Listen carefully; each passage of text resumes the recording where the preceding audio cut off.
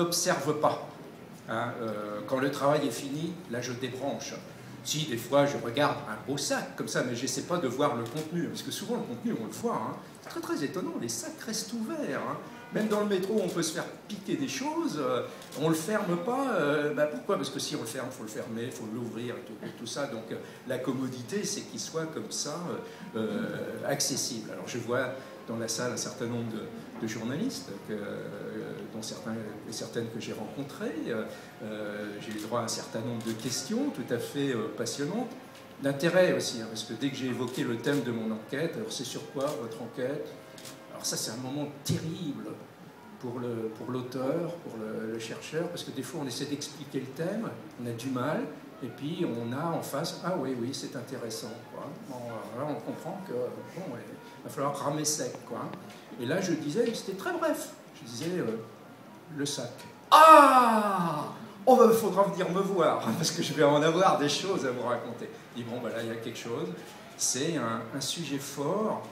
Et dans les réactions que j'ai eues, des personnes qui ont témoigné, il y a eu la satisfaction, ça j'étais très très surpris, que ce soit un homme qui fasse cette démarche-là, ce qui donnait un petit peu de sérieux un peu à la démarche. Ce n'était pas une histoire de filles, de femmes avec leurs sacs, etc. Ça montrait que, véritablement, du point de vue des hommes... Alors il faut dire que les hommes, ils sont quand même intéressés.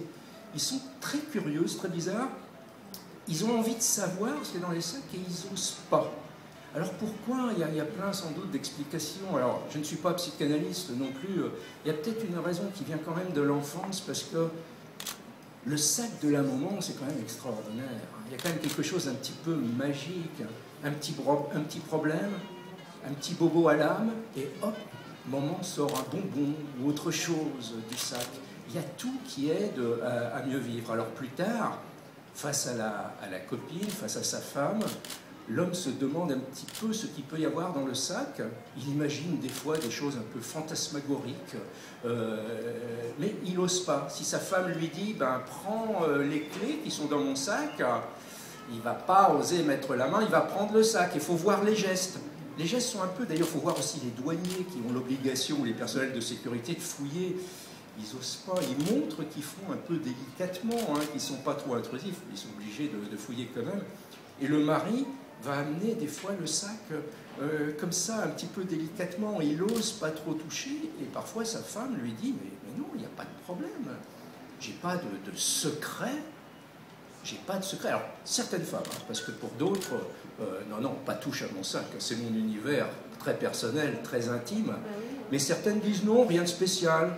Je vois cette femme qui dit, moi non, vraiment rien, elle me fait une liste, je me rappelle dans la liste, il y avait chapelet, je ne sais plus quoi après, préservatif, etc.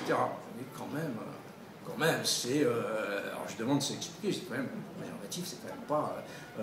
elle dit oui, mais au cas où il y aurait éventuellement une rencontre, très souvent, les hommes n'ont pas tout ce qu'il faut sur eux. Justement, ils n'ont pas de sac. Donc, il vaut mieux être prévoyant dans toutes les situations. Alors, c'est au cas où, vous en avez parlé, hein, c'est ce qui permet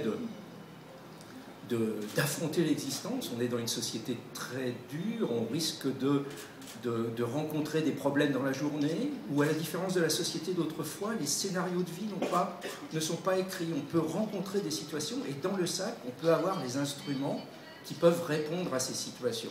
Par exemple, objet très très récurrent, très souvent, dans beaucoup de sacs de femmes, alors bien sûr, les clés, le téléphone, les papiers, l'argent, mais aussi les mouchoirs. C'est un peu normal, mais les hommes n'en ont pas beaucoup quand même. S'ils ont besoin d'un mouchoir, ils demandent à la copine, évidemment. Quoi. Et de l'aspirine, Doliprane ou autre. Ça dit quand même beaucoup de choses de la situation des femmes dans la société d'aujourd'hui, speedées au four et au moulin, et besoin de cette aspirine. Alors ça, c'est ce que les femmes des fois appellent les essentiels, où il y a la petite trousse à l'intérieur du sac, où il y a l'essentiel féminin. Qu'est-ce que c'est que l'essentiel féminin? Des fois, on n'a pas ouvert toutes les trousses. Exactement. Puis autour des essentiels, il y a tout un petit monde d'objets, moins essentiels, plus personnels. Alors là, c'est des listes à la Prévert sans fin, des petits gris-gris, des petits doudous, des mini-pluches, des photos, des écrits. Là encore, les femmes disent, mais c'est pas des secrets. Telle femme, mariée, 40 ans, des jeunes enfants. Elle me dit, moi par exemple, j'ai une lettre de mon soupirant au lycée qui m'avait écrit une déclaration d'amour passionné. Et quand j'ai un petit coup de blues, ça me fait tellement de bien. Je lis la lettre, c'est pas une trahison amoureuse, ça date du lycée, où est-ce qu'il est, je ne sais plus où est-ce qu'il est. Ça dit quand même beaucoup de choses de sa relation actuelle. Donc c'est là que sont les secrets dans le sac. Tout ce petit monde intérieur dans les petits carnets, les petites notes. On écrit beaucoup, on réfléchit sur soi avec l'aide de ce qui est dans le sac. Alors je ne veux pas être trop long, surtout que là je ne parle que du monde intérieur qui est dans le sac. Sa vie à soi, toute sa vie, comme on dit si souvent, ce qui provoque de tels cauchemars dans l'idée de la perte du sac, quoi, hein, parce qu'on perd quelque chose de très précieux du point de vue pécuniaire, etc., mais aussi précieux du point de vue affectif.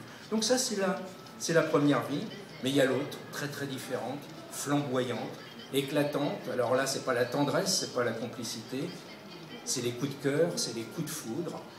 Au premier regard, alors on m'a décrit ces événements exactement avec le langage humain, de l'amour humain.